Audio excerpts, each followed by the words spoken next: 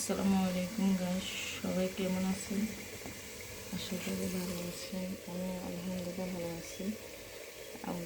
অনেক দিন পর নোয়াখালীর বন্যা পরিস্থিতি খুবই খারাপ ছিল, এখন অনেকটা ভালো অবস্থায় আছে। তো তাই আমি আজকে সিদ্ধান্ত করেছি যে আজকে আমি খিচুড়ি বানাবো। সিদ্ধ চাউল দিয়ে কীভাবে খিচুড়ি বানাই আমি আপনাদেরকে দেখাবো। দেখেন, আমি এখানে সিদ্ধ চাউল নিয়ে নিয়েছি, প্রয়োজন মতো নিয়ে নিয়েছি। আপনারা আপনাদের প্রয়োজন মতো নিয়ে নেবেন।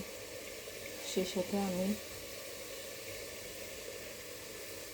আর কি কি নিব সেগুলো আমি আপনাদেরকে দেখাবো।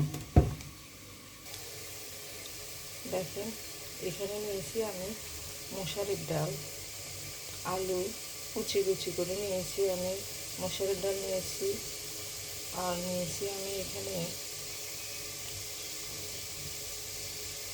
চনা বুটের যে ডালগুলো হয় ওগুলো নিয়ে নিয়েছি। আমি পরিমাণ মতো বা প্রয়োজন মতো নিয়েছি, আপনারা আপনাদের প্রয়োজন মতো নেবেন।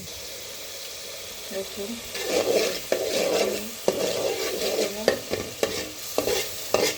খিচুড়ি বানানোর জন্য কী কী নিয়েছি আমি আপনাদেরকে বলবো। এখানে আমি নিয়েছি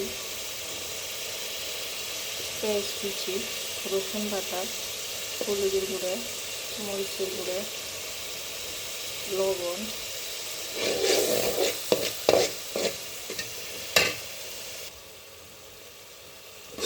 আর দিয়েছি গুঁড়া মশলা, রাঁধুনি গুঁড়া মশলা দিয়েছি। আপনারা আপনাদের প্রয়োজন মতো নিয়ে নেবেন। এভাবে সিদ্ধ করে নেবেন, সবগুলো একসাথে মিক্স করে প্রথমে এগুলো সিদ্ধ করে নেবেন। নেওয়ার পর দেখুন গাইস, যে চাউলগুলো আমি ধুয়ে রেখেছিলাম সেগুলো আমি এখন এখানে দিয়ে দিয়েছি। দিয়ে দেওয়ার পর এগুলো কিছুক্ষণ থাকার পর আমরা যে ডাল, মশারের ডাল, চনা বুটের ডাল, আলু কুচি করে রেখেছি সেগুলো আমরা দিয়ে দেবো।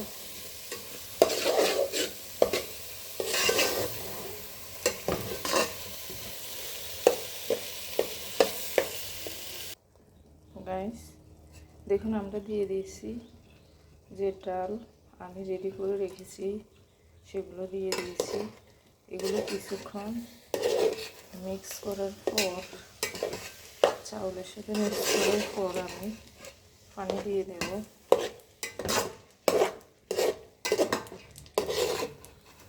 দেখুন, অনেক সুন্দর একটা কালার এসেছে।